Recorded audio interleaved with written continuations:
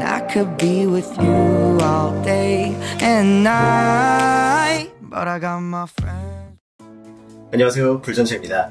오늘은 한국이 제일 잘하는데 전 세계적으로 그 파급력이 커지고 있는 산업에 대해 말씀드려보고자 합니다. 바로 K-팝과 BTS의 하이브입니다. 여러분, 우리나라 사람들이 제일 잘하는 게 뭐라고 생각하세요? 여러 방면에서 정말 뛰어나지만 전 옛날이나 지금이나 노는 거는 진짜 잘하는 것 같아요. 춤추고 노래하고 노는 건 진짜 월드 클래스라고 생각합니다. 근데 이게 세계화가 된 거예요. 한국 사람들이 막 재밌는 드라마 만들고 멋지고 예쁜 아이돌들이 노래랑 춤까지 잘하고 있으니까 처음에는 옆에 일본이나 중국, 동남아 같은 곳에서 이걸 보고 열광하기 시작했죠. 그러다 2010년 중후반부터 유튜브랑 넷플릭스 같은 플랫폼이 뜨면서 순식간에 세계 곳곳으로 퍼져나간 겁니다. 이게 우리가 잘 알고 있고 주식시장에서도 그 정도의 가치를 주고 있는 K-팝의 현재 모습입니다. 그럼 여기에서 끝나지 않고 더 발전할 수 있을까요? 저는 그렇다고 봅니다. 그리고 그 중심에는 BTS라는 최고의 K-팝 그룹을 비롯해 다양한 강점을 갖고 있는 하이브가 주도해 나갈 거라고 생각해요. 우선 큰 그림에서 K-팝의 확장성과 상업적 가능성은 아직도 무궁무진합니다. 지난 몇 년간 K-팝이 빌보드에 나타나고 세계 곳곳에서 공연을 하기 시작했지만 아직 글로벌 음악 시장에서는 마이너한 장르입니다. 모두가 K-팝을 알고는 있지만 아직 매일 즐겨 듣는 팬덤층이 제한적인 편이죠. 그렇지만 K-팝은 다른 주류 장르들과의 콜라보나 영화 같은 비주얼 미디어를 통해 그 저변을 적극적으로 확장하고 있습니다. 일례로 최근 넷플릭스 애니메이션인 K-팝 데몬 헌터스, 줄여서 캐데언이 전 세계적으로 크게 흥행했죠. 구글 트렌드에서 K-팝이라는 키워드가 캐데언 개봉 직후 한 달 동안 3배나 급등했는데요.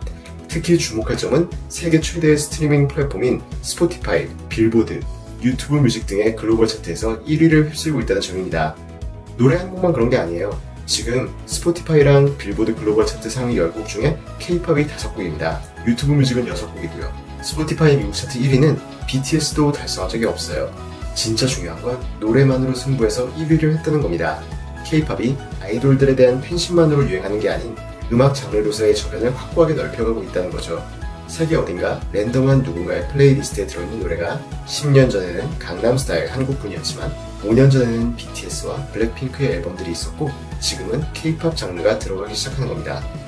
이렇게 K-팝의 저변이 넓어지는 가운데 팬들의 소비도 늘어나고 있습니다.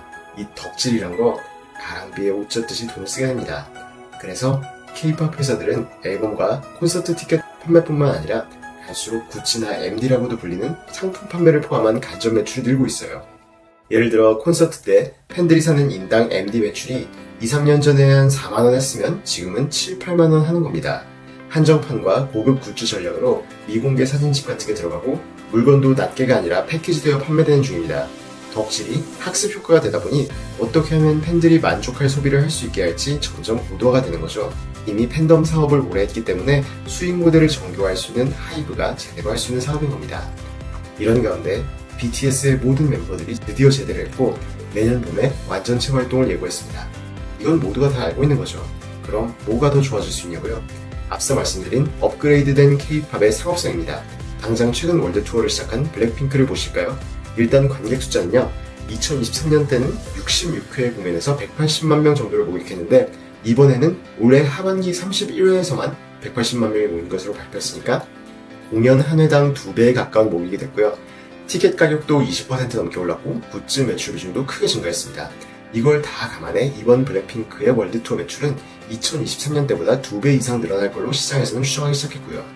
K-팝 끝판왕 BTS는 내년 봄에 컴백해서 월드 투어를 시작할 예정입니다.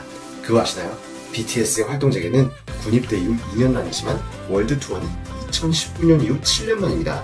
팬들의 대기 수요도 높고 티켓의 단가와 MD 매출의 상승폭도 생각보다 훨씬 높을 겁니다. BTS의 위상도 전혀 달라지지 않았어요. 군대 제대하고 솔로 활동 중인 제이홉과 진은 입대 전보다 많은 앨범을 팔고 있거든요. 자, 이제 주가를 보면 블랙핑크 컴백하는 거 뭐 다 알았다고 하지만 올해 2월 5일 처음 월드 투어 예고하고 7월 5일 첫 공연 시작할 때까지 5달 동안 YG 엔터 주가가 61% 올랐습니다.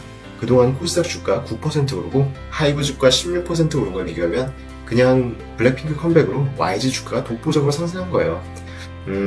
BTS는 저번 달 7월 1일 컴백을 발표했는데요. 이후 방시혁 의장의 검찰 조사가 터지고 단기 실적 기대치가 낮아지며 주가는 오히려 그때보다 낮아져 있습니다. 지금이 내년 초 BTS 컴백을 앞두고 하이브 주가가 매력적이라고 보는 이유인 거고요. 근데 하이브는 BTS만 있는 게 아닙니다. 후배 그룹들의 성장도 훌륭해요. 작년에 BTS의 활동이 전무했음에도 하이브는 역대 최대 매출을 기록했고 올해는 15% 성장할 걸로 시장에서 전망하고 있어요. 세븐틴, 투모로우, 엔하이픈 같은 그룹들이 성장하면서 골고루 매출에 기여하고 있거든요. 여기에 작년 8월 데뷔한 미국 현지 걸그룹 캐츠아이도 상당히 뛰어난 성과를 보여주고 있습니다. 이 캐츠아이는 한국에서 활동이 없어 잘 알려지지 않았지만 데뷔 갓 1년차에 노래는 12곡밖에 안 됨에도 불구하고 스포티파이 월별 리스너가 2,500만 명에 달해서 BTS의 2,800만 명에 육박하고 있어요. 올해 6월 발매한 앨범은 빌보드 앨범 차트 4위까지 상승해 아주 기대가 되는 걸그룹입니다. 이런 다변화된 매출 기여도와 높은 성공률이 하이브의 차별화 포인트 중 하나라고 생각합니다. 또 다른 성장 동력은 하이브만이 보유한 팬덤 플랫폼 위버스입니다. 위버스는 아티스트와 팬이 소통하는 SNS뿐만 아니라 다양한 상품 판매, 독점 영상 스트리밍과 콘서트 티켓팅 서비스까지 제공하고 있고요. 작년 말부터는 유료 멤버십을 시작했는데 티켓 선예매 기회나 전용 굿즈, 영상 컨텐츠를 제공하기 때문에 팬들에게는 메리트가 큽니다.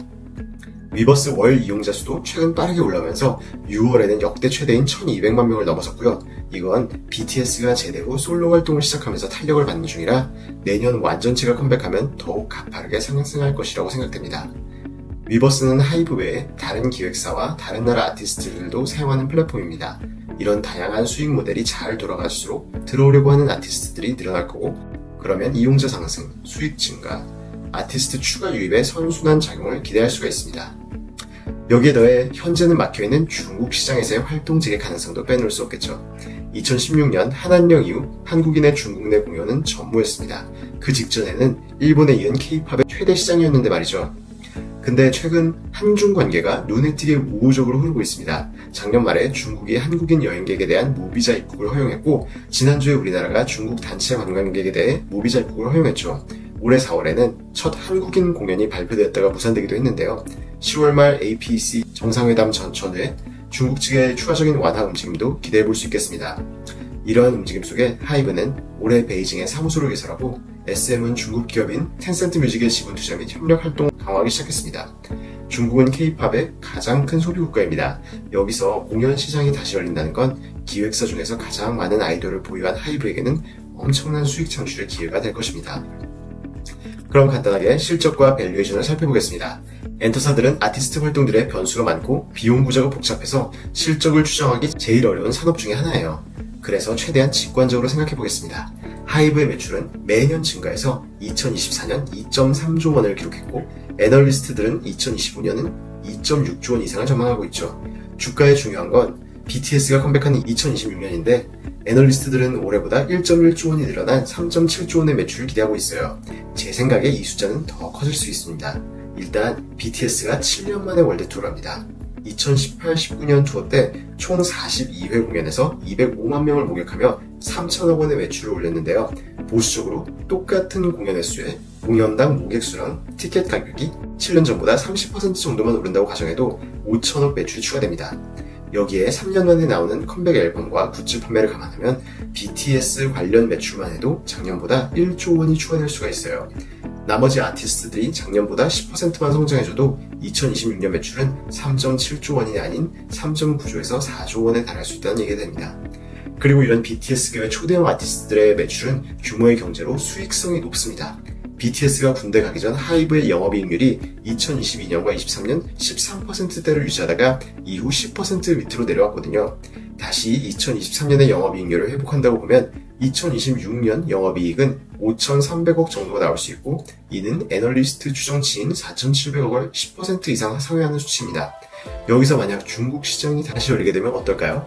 참고로 한안령이 내려진 2016년 당시 최고의 아이돌이었던 빅뱅의 중국 투어 매출이 700억 원이었고 이건 YG 엔터 2016년 전체 매출인 3,200억 원의 20%가 넘는 금액이었습니다. 하이브의 주가에도 엄청난 기대감이 더해지게 되겠죠. 밸류에이션은 항상 싸보이기 어려운 주식이긴 합니다. 지난주 금요일 종가 29만 원은 애널리스트들의 2026년 추정치 기준으로 PER 33배 정도인데요. 이 주식은 항상 PER 30배 이상에서 거래되어 왔고 내년 이익이 100% 이상 성장할 것이라고 볼 때 내년 봄 BTS 컴백이 가까워질수록 지금 애널리스트들이 제시하는 목표 PER 40배에서 45배 범위로 점차 주가는 수렴해 갈 수 있다고 생각되고요. 캐치아이 같이 지금 떠오르고 있거나 매년 두세 팀씩 데뷔하고 있는 신인들이 대박을 쳐준다면 당장 재작년에 뉴진스와 같은 임팩트를 줄 수 있어서 사실상 밸류에이션은 큰 의미가 없을 거라고 봅니다. 이상 불전차의 하이브에 대한 의견을 말씀드렸습니다. 제 의견이 도움이 되셨다면 구독과 좋아요, 알람 설정 꼭 부탁드리고요. 우리 다 같이 불전차를 타고 가시죠.